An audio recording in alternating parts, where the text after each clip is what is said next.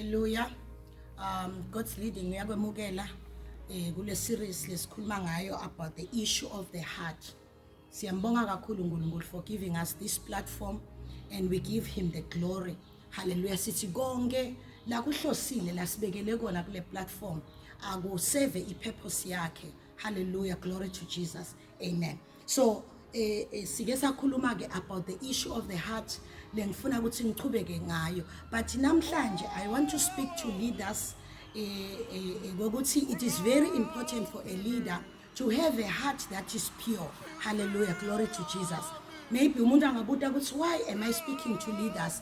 It is because when the heart of a leader ingasikahle, hallelujah, kukabi kakhulu, because as phambi kwebantu, hallelujah, the spirit lanaso ngiso lasithelela abantu.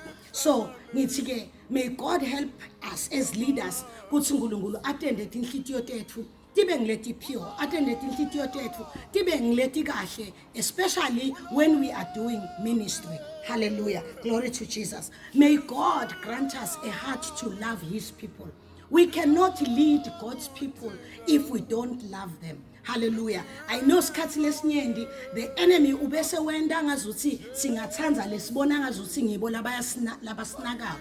Lesinye isikhathi singathanza labanye lesiva ngazuthi bona banikela kakhulu. But God has called us to love everyone. Hallelujah. So ngithi as a leader, you cannot lead God's people, especially to feed them the right food, hallelujah, if your heart is not right. So as leaders, may God help us to occupy inhlitiyo lenhle nanenhlitiyo lethanza kubantu. Hallelujah. As I was reading the word of God, go 1 Corinthians chapter 13 from verse 1.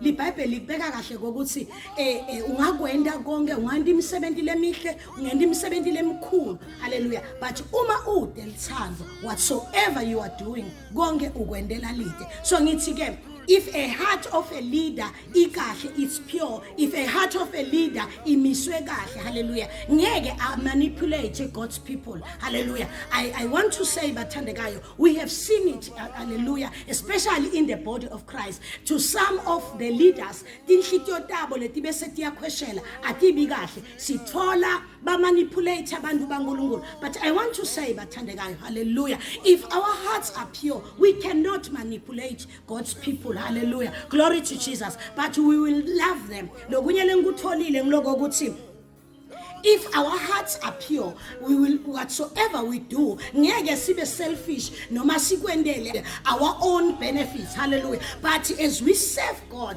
whatsoever we do, asikwendele for lithumo la nkulunkulu. Sikhathi lesinyenti sitendile letinye tinto nkulunkulu langasho ukuthi asitende just because sibone bani atenda waphumelela kiko sagijima sangena kiko. But I want to say, hallelujah, God is calling us in whatsoever lesikwenda singakwendeli ludumo lwethu, but sikwendele kokuthi uNkulunkulu athole ludumo kuko. Glory to Jesus. Lokunye ke lengakusho to a heart of a leader ukuthi God is calling us to love everybody njengoba banjalo. Hallelujah. Singabathanzi because of tigaba tabo lebanato. It can be maybe ku community noma even noma kuphi, but God is calling us to love God's people as they are. Hallelujah. And kubathanza ngendlela lefananako. As I was praying itolo, uNkulunkulu ungembulele ukuthi sikhathi lesinye there are people lesilahlekelwe ngibo because sibona ngazuthi bete lutho, seva ngazuthi akusibo bethu, but labo bantu labo kana uNkulunkulu ukuthumele kibo. So God is calling us to love everyone. Hallelujah. Glory to Jesus. Lokunye lengufunzile ngufunze ngaDavid. Uma ufunza the book of 1 Samuel, I think it's chapter 22. LiBhayibheli lithi kwafika isikhathi lapho khona David wahamba wayongena eAbdullam ku cave yaseAbdullam, and it's amazing ukuthi David walandzelwa. LiBhayibheli lithi walandzelwa ngilabe benetikwenede, ngilaba bebaleni, ngilaba bebanjani, of which kube bekukhetha mina. Hallelujah. Bengingeke maybe ngibafune labo bantu labo. Hallelujah. Maybe futhi kube bengathiwa ngicala libandla kufike the people labaleni, kufike the people lova ngazuthi nawubabuka kubonakala ngazuthi kude kubo,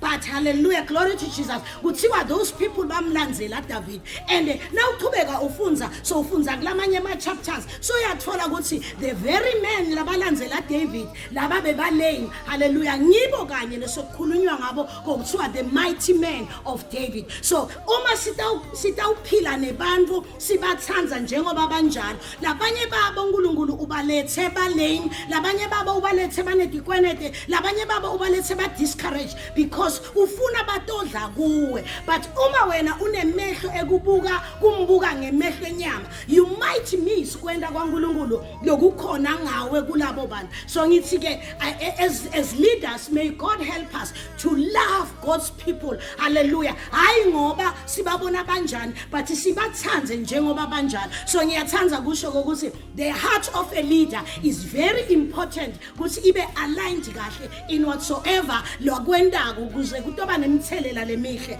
God bless you. Can we pray? Shila bahasuka netekenuya sata ralikia sukumayando aripasaya shita kamaya. We thank you, God, that you are giving us all kimanda rostolo bosikianda elesto korabasaya. In the name of Jesus, we receive a new heart, oh God. In the name of Jesus the Christ, we receive a new heart that we love your people.